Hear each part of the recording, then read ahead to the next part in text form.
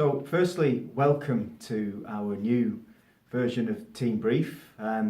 We're trying different ways to get the key corporate messages across to the organisation, and being such a large, geographically dispersed trust, we need to think of any innovative means of providing the key messages. So hopefully this one will work. I'd be really keen to get your feedback.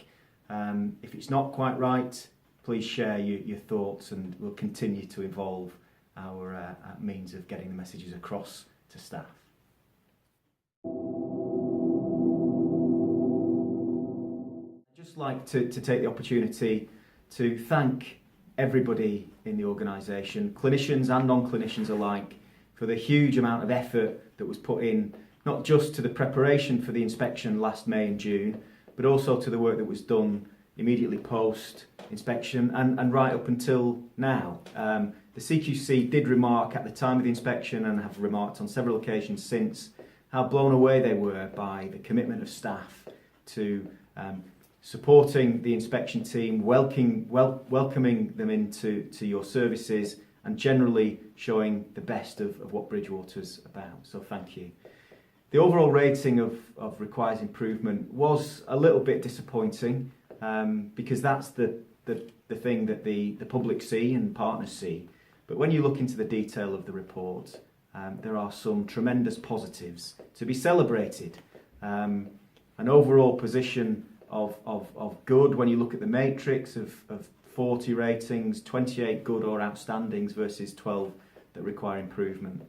Undoubtedly that there was work that needed to be done on the back of the inspection in community paediatrics, end of life, community midwifery and in dental services. But the message that we need to be taking from the report is one of very, very positive services and feedback. So for our community adult services to be rated as good is a very significant achievement. Similarly for our inpatient services and sexual health services. And for the caring domain to be rated as good is such a positive reflection on the great work that all of our clinicians do. It's something that I'm proud of, that I know the board is very proud of, and every member of staff in the organisation should be equally proud.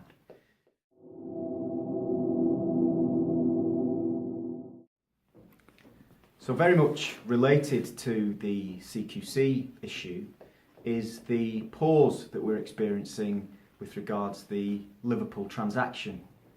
So on the back of the CQC report being published, there were some concerns expressed by an MP questioning whether or not it was appropriate for Bridgewater, with a requires improvement rating, to take on responsibility for the community services provided in Liverpool.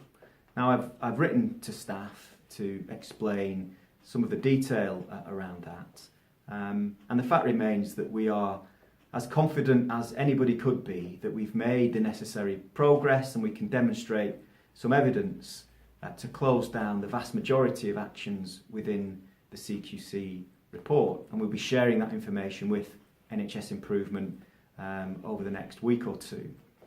It's deeply frustrating that we haven't been able to progress as far as we would like with the transaction, and frustrating for staff in Liverpool as well, who have undoubtedly been through a very difficult time in the last couple of years, and just as we were getting to a place where we were going to be able to provide a definitive solution to the delivery and management of those services, things have slowed down again. So as soon as we get any outcome from the NHSI review, we'll share it with everybody and keep you all as up to date as we possibly can.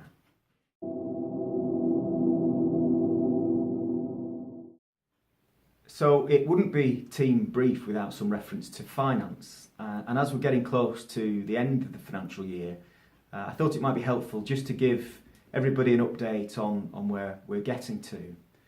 So we finished month 10, January, with a very healthy surplus, and our performance financially continues to improve, and we head towards our end of year plan, which is to deliver a deficit position of £600,000 and We are confident that we are going to be able to get to that position by the end of March.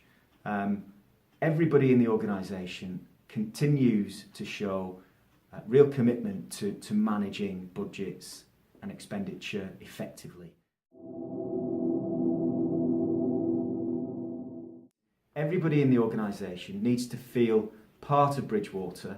They need to feel that their experiences and expertise and ideas are being shared and understood and responded to in some way across the trust, either by me or my team or by your line manager.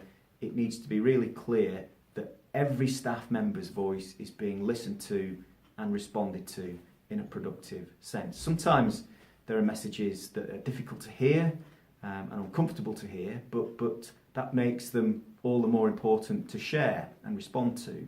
There's an awful lot of good stuff going on at Bridgewater that we sometimes don't celebrate particularly well, but from a patient perspective and from staff's perspective, it's that discussion, that conversation that we need to have in a much more inclusive fashion that we'll be celebrating through the launch of the staff engagement strategy.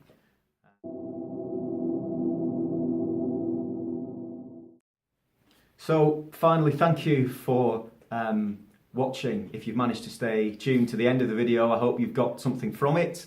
I'd really appreciate your comments and your feedback about whether or not this format works. Any ideas you have of messages to share in subsequent team briefs, please do send them through to me, and we'll try and make sure that we've got a responsive and informative team brief going forward. Very finally, in relation to Twitter, I'm a new convert to Twitter, as some of you know. If you are a user of Twitter, do follow me. ColinScales1 is my handle. We are really trying to push the use of Twitter as a means of communicating across the organisation, and I know that many of you are converts similarly or long-standing users of Twitter. So let's try and spread the word and get some communication going out through that medium. Thank you again.